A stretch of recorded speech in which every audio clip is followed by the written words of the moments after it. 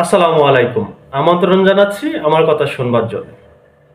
আমাদের বাংলাদেশের সাবেক প্রধানমন্ত্রী এবং বাংলাদেশ আওয়ামী লীগের সভাপতি শেখ হাসিনা তিনি এই মুহূর্তে ভারতে অবস্থান করছেন।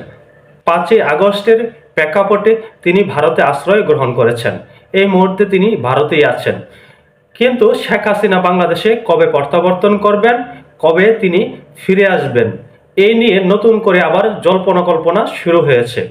ব্যাপকভাবে আলোচিত হচ্ছে যে শেখ হাসিনা খুব দ্রুত সময়ের মধ্যে বাংলাদেশে প্রত্যাবর্তন করবেন। এই শেখ হাসিনা ফিরে আসবেন সেটি কতটুকু বাস্তব, সেই বিষয়গুলো নিয়ে আপনাদের সামনে কথা বলবো। এই মুহূর্তে আমরা রাজনীতিতে কি দেখছি? শেখ হাসিনা পুরোদমে রাজনীতিতে সময় দিচ্ছেন।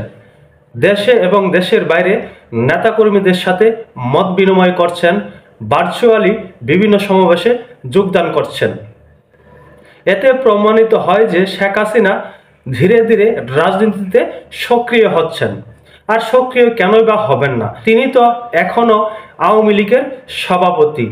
যেহেতু আওয়ামী লীগের নতুন কোনো নেতৃত্ব আসার কোনো সম্ভাবনা নেই, তাহলে শেখ হাসিনাকে অবশ্যই রাজনৈতিক অ্যাক্টিভিটি দেখাতে হবে, নেতা কর্মীদেরকে উজ্জীবিত করতে হবে।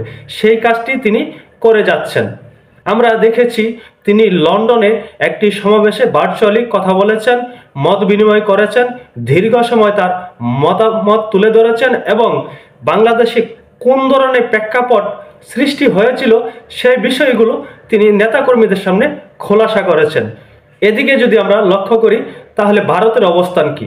ভারতের বিজেপির একজন প্রভাবশালী নেতা, পশ্চিমবঙ্গের বিরোধী দলীয় নেতা শুভেন্দ্র, তিনি কি বলছেন?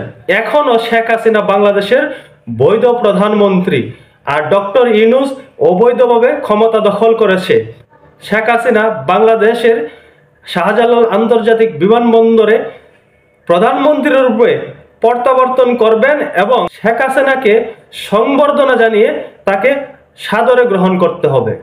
তিনি যেই কথাটি বলেছেন সেটি কোনো উন্মাদনার কথা, উন্মাদ কথা হতে পারে, আবার নাও হতে পারে।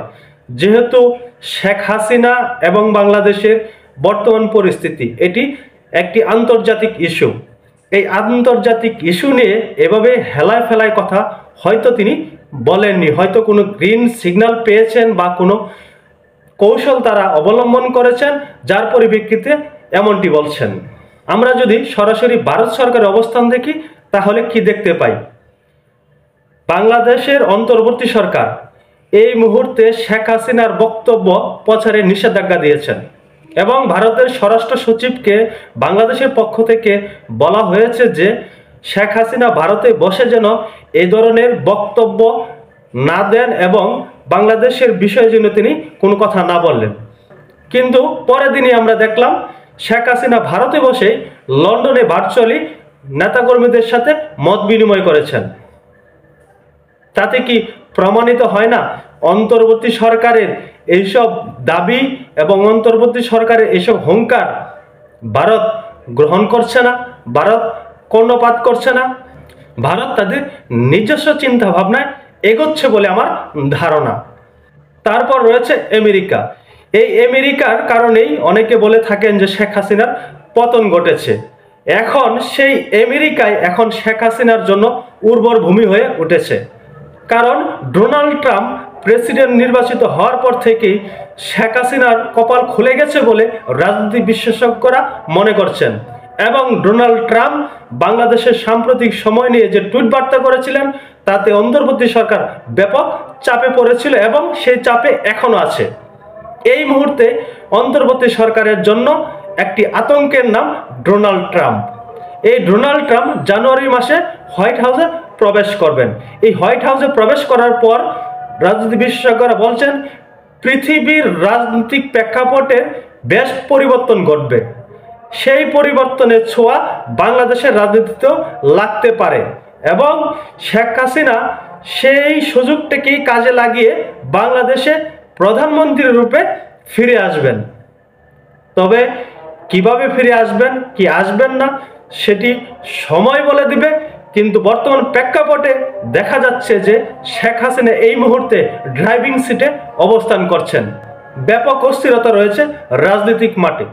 কোনো রাজনৈতিক দল এই মুহূর্তে সুবিধাজনক অবস্থানে নেই।